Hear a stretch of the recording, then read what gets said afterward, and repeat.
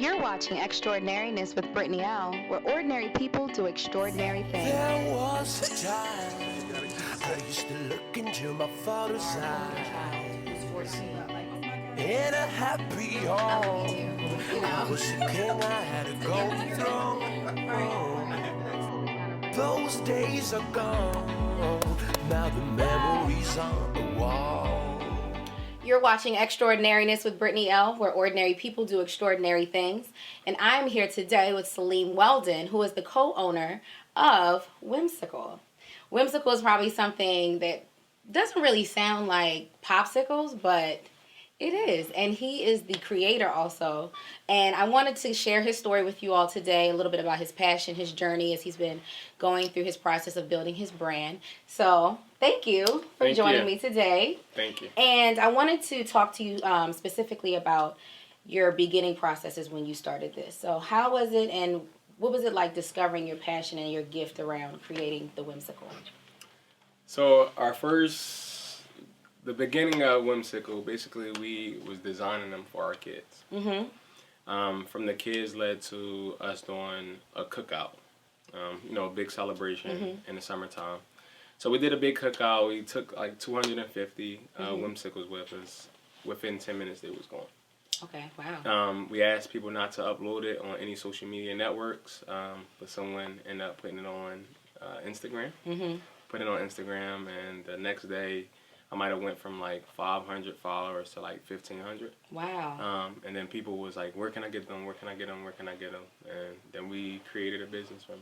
Wow. So you are the co-owner. Who else do you work with your organization? All right. So Tony Simon, that's really the creator. We collabed together to make Whimsical what it is.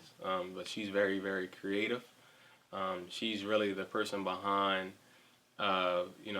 just expanding the brand as far as creatively with the fruit. Yeah. So you have a unique product that you're marketing, not just to kids, right? You're also marketing it towards adults. How's that going? Because I know you have like some celebrities that are also really interested in what you're doing. So basically, with the kids, is basically it's visible. Like visually, you can see the fruit. Right. So basically, that is an eye catcher. With the kids, we're trying to attack self-esteem, obesity. So if you attack obesity through non-sugar, sugar-free, no added sugar popsicle, kids want to eat it. So you're starting to get them to eat at a healthier rate, at a younger rate.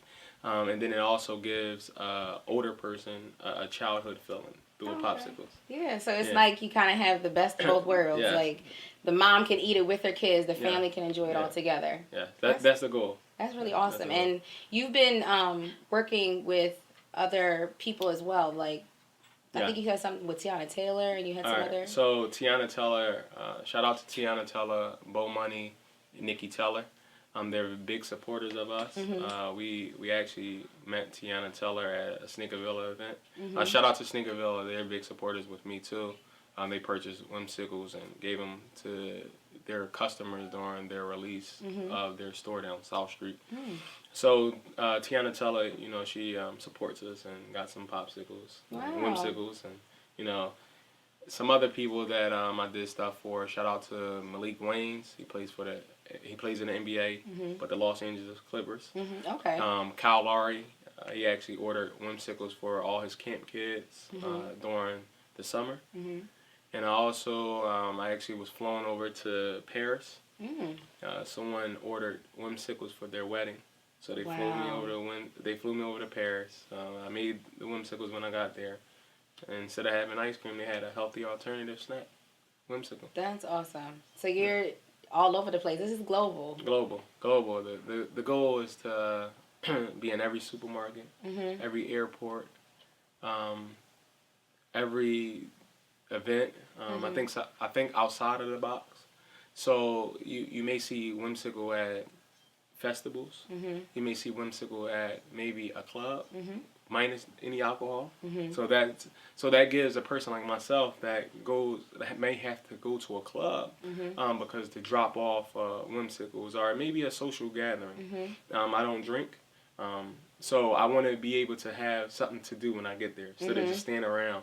So this healthy alternative snack, Whimsicle, will provide that.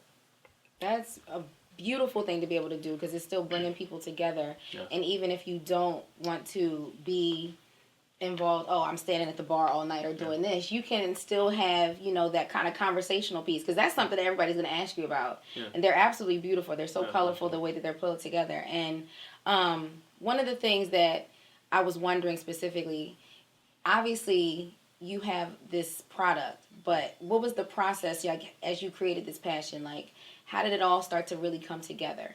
Okay, so the passion.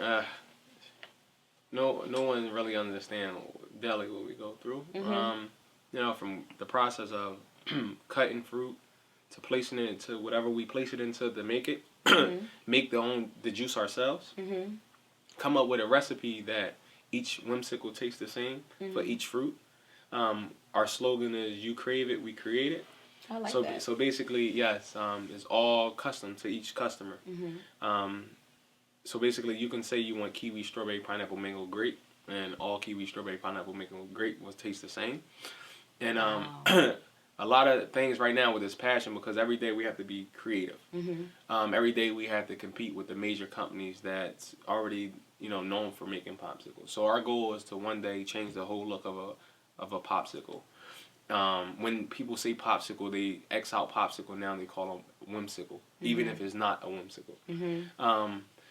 Creatively, we already created yogurt popsicle. So we do yogurt as of right now. That sounds so good. And we're in talks to do some other things. I'm in talks to really, like I said, change the look of a popsicle forever. So I'm in talks with a scientist right now to be able to create what I want to create. That you're really doing a lot.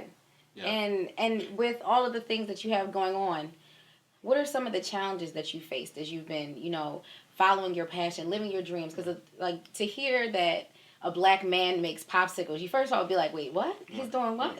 So, you know, beyond the stereotypes and things that you know, are going to be given to you, what are some of the challenges that you have faced? One of the challenges is, our biggest challenge is really surrounding ourselves around people that really can help. We have 30 years behind us collectively as a business with my business partner, Tony Simon, grandfather owned a water ice stand at 22nd and Lehigh, is still there. So if you want water ice, go support them, please. With the background of the history of that, it still comes challenges of transporting a frozen product, or someone in California ordering Whimsicles, because people I never thought about that. I just shipped Whimsicles to Marquise Morris. He plays for the Phoenix Suns in Phoenix. The only way you can ship is with dry ice. The weight of the box is very heavy. Dry ice is very dangerous. So just trying to work out the kinks of that, and just even, you know, some of the money that I need. A machine might cost me $90,000. Wow. The manufacturer might want $250,000 up front just to make these Whimsicles, so I can make it global. There's no way that I can make it the way that or fulfill the demand that we have as of right now. But we're working hard. We're striving. We pray daily, and we just gonna continue to do what we're doing, make it, you know, globally, and, you know, I believe that one day when we do our interview the next time, right, we'll be in Whole Foods, Trader Joe's, or Wegmans. I would love that. I see it. We already a major college, one HBCU, order Whimsicles this week. Wow. We're in talks to have them at the cafeteria deli. That's major. That's beyond major. You know, beyond major, because I have no marketing dollars behind me, no marketing team. Everything that I have done was really using social media networks to my benefit, and being very strategic of who I do things with, the image of how I'm trying to portray with the Whimsicles, and the things that I really want to accomplish. A lot of people will try to steer you into what they're trying to do. I really stay true to what our goals is, our vision is. So sometimes, yes, we have people that want to invest, but what people don't understand with business, just because someone has money is not always good business. It doesn't mean they have your best interest at heart. They might not have my best interest, or even have the knowledge of the fruit, the transport, the manufacturing. And how do you, with all of that, is let alone a challenge, but then all the passion that's, behind you with what you're doing. How do you hold it all together? Like, what keeps you motivated and keeps you focused in on what you're doing? Oh, well, I mean, my motivation comes really from my family. To look at my son, he's 4 months, every day, and just know that, I'm trying to create generational wealth. My partner, she's always been on my side. We best friends. My stepsons, they really need me, to really show them that I don't shoot, I don't play basketball, I don't do anything bad, I don't sell drugs. I'm a college graduate. I work with kids before previous doing this whimsical. So to really show that, our community, just the world, that, you can come from 12th and Island, that's 12th and Chew. I'm from 12th and Chew, 12th Street. And I'm really a savior to my area because everybody looks up to what I'm doing. First person that, my immediate friends, first one that went to college, first one that graduated. I've never been arrested. I just I respect my grandmother. My grandmama, that's like the biggest passion in the world because actually, besides doing them for the kids, we also made some for her when she was in a nursing home. She wouldn't eat nothing that they was trying to give her. This is the very beginning stages. This was the first time that she even ate a whimsical, was at the nursing home, and that also helped add to our success. So just knowing that, my grandmom is looking up to me, some of the people that, really are mentors to me, Barik Cobbs, the former co-owner of Mesquite Art Clothing. He is a mentor to me. He always tells me, Celine, keep striving. It's just a lot of people. Maury Lauren, she helped me really, she put me in my first photo shoot with her. Shout out to Young Couture magazine. It was the first person that I shot for with, and that really helped me. Sincerely, Sarita, Concrete Creations. A lot of people just believe in me. Karan J, Neo DeVisio. That's like real. That's family right there. Neo DeVisio, Karan. We kind of all stick together because we're a team. Not even kind of, we're a team. So we're strong as a team.